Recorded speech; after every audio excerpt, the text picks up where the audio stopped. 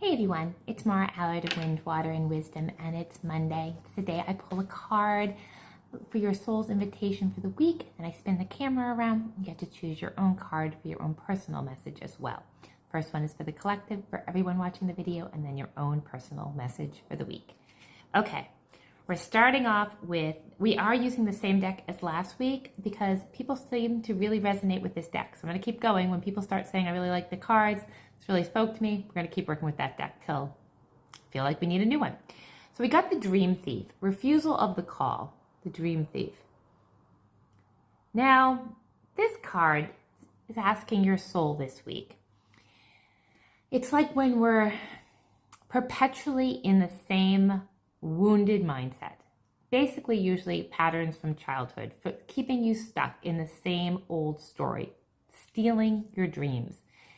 It's like the wounding and rejected part of you from either your childhood or during adulthood that you keep going back to because it's familiar and you know it.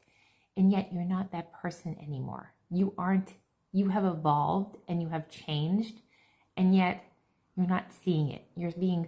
There's a thief from it. You're not allowing yourself to see that you've evolved beyond that version of yourself that you are keeping on the repetitive loop, the hamster wheel. So this week it's asking you, where are you wounded still? It's keeping you stuck.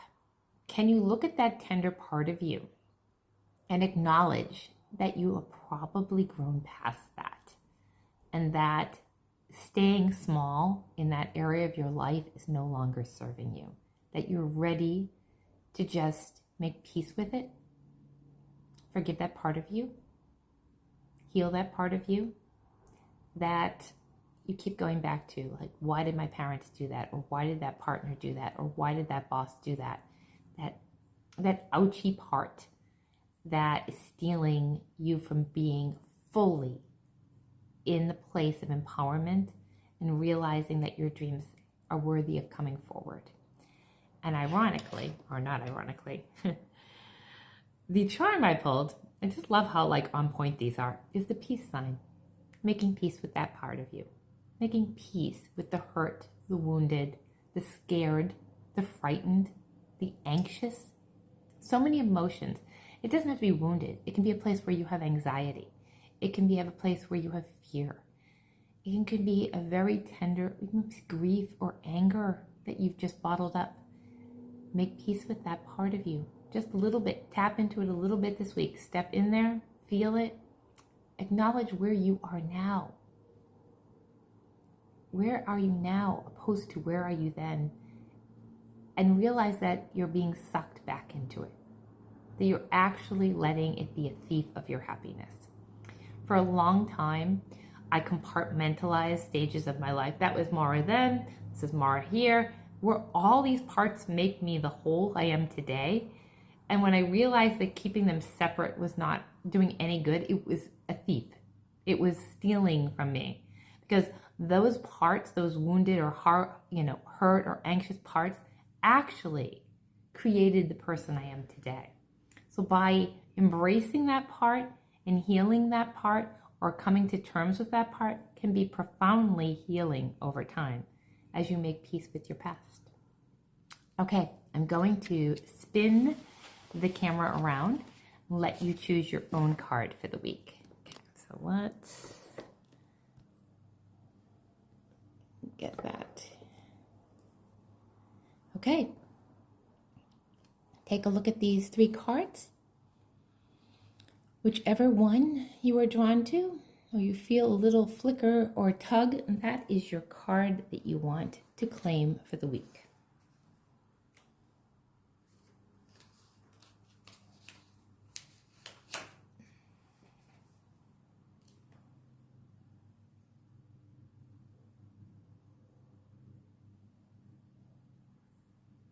Have you claimed it? Okay, let's start here this week. And this is the lost compass, getting back to integrity. This is finding your way home. This is getting back to source. this is listening to yourself. This is the week that you're not listening to other people. This is like the lost compass is you've lost your own compass, your own true north, your own compass telling you where to go, which way to go. A lot of us do this when we look outside of ourselves and we're trying to have somebody else tell us the way to go. Like if you're watching social media and you're like, oh, I need to do it this way because this person does it and it's working for them. What is going to work for you? What is, your true north, your gut instinct, not what your neighbor did or your mother did or your best friend did or your coworker did or the woman on TikTok did. This is when we're being led astray by everybody else around us. We're coming out of our own integrity, our own gut instincts, intuition, wisdom, deep knowing, your deep inner knowing. You know which way to go, except we would rather someone else tell us. So this week, can you stop listening to the directional signs from everybody else and find what resonates with you? What feels right to you? I equate this to like selling real estate, and this realtor is doing this, so I'm going to try this. And this realtor is doing this and try this. Or this healer is doing this, and I'm going to try this.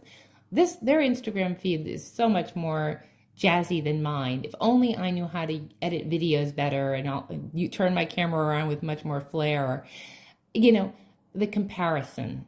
This is the card of not to compare, to believe in your own worth and your own ability to reach your own people and to know which way to go. And the charm that we picked, very Halloween-y, is the bat. And the bat, if it means something to you personally, use that. But if not, bat is self-awareness, which is lost compass. Like you've lost your compass. This is bringing you back into your own self-awareness, the acceptance of the light and the dark, endings and beginnings. But I think this card, self-awareness is what rings really true to me on that one. So lost compass this week, staying in alignment with what is true to you. Okay, so if you picked the middle card, it's overflow, overwhelm and plenty. This is an interesting card. This is like the card of too much. It's almost analysis paralysis. It's like you have abundance all around you, but you don't feel you're worthy of it. So this week, can you see all the good around you? Can you see just the good of the beauty as the leaves change, if you're depending where you live, or the sunsets, or the sunrises, or the light, how it shifts? That's abundance. Can you see all the good in your life and believe you're worthy of receiving the good in your life? If you shut it down, you're just losing. It can be overwhelming when there's a lot of good in your life, when you can see the beauty. This is a great card about the politics of what's going on right now. This is like there's so much good in the world, and yet we're being trapped by all the fear and the division. And so it's like the fear and the division that's playing out on our screens, computer screens and TV screens and news feeds, and letting it take you into overwhelm so you can't see the beauty. This is exactly what this card is about. So falling into all of the distractions of the negativity and division around us and not being able to see the beauty around us because it's blocked by the fear and the negativity of what we're giving our attention to. So this week is really getting back to take yourself out of the conditioning of paying attention to the noise. And then, we've getting as a charm the beautiful butterfly, which is transformation, or whatever a butterfly means to you. Transforming that negativity that you may be paying way too much attention to, and you're not able to see all the good around you. So this week it's asking you to step out of that place of fear mongering and there's nothing good to live for, in finding the beauty in what you really can control.